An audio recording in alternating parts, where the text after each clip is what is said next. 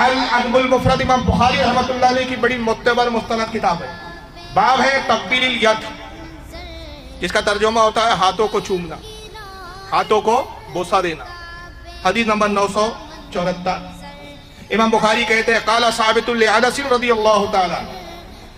حضرت ثابت بنانی ایک تابعی جلیل القدر شاگرد انس ابن مالک سے، انس ابن مالک ہے رسول اللہ کے صحابی، اور انس ہوئے جنہوں نے 10 سال حضور کی صحبت میں گزارے، 10 سال حضور کی خدمت میں رہے حضرت انس.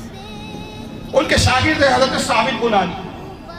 امام بخاری کی روایت کرتے ہوئے کہتے ہیں کہ ثابت بنانی نے حضرت انس سے عرض کیا، سوال کیا، امست النبی صلی اللہ علیہ وسلم بیدی کا، اے انس مجھے بتائیے میرے استاد محترم، کیا رسول اللہ کو کبھی آپ کے ہاتھوں نے چھوا ہے؟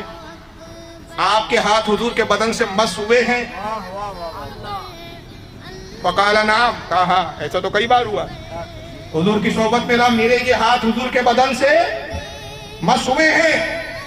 راوی کہتے ہیں فَقَبَّلَهَا، بس جیسے ہی حضرت ثابت نے سنا حضرت انس کے ہاتھ کو چوم لیا.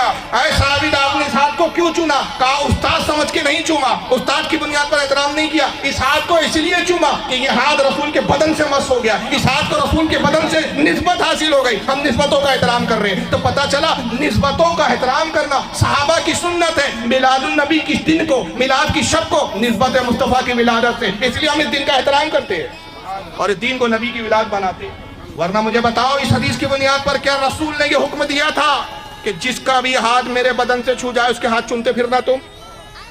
کوئی حدیث نہیں، کوئی حکم نہیں، مگر سب بنا دلیل کے صحابہ کر رہے. کیوں؟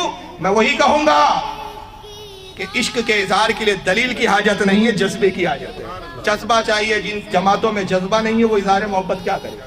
اور جن جماعتوں میں جذبہ ہے تو ہمارا امام کہتا ہے اے عشق تیرے صدقے جلنے سے چھٹے سستے، جو آگ بجھا دیں گی وہ آگ لگائی. عشق کی آگ اگر دل میں بھڑکا لی جائے تو عشق کی آگ کیا ہے؟ جو جہنم کی آگ کو بجھا دے. تو عشق کے لیے جذبہ چاہیے.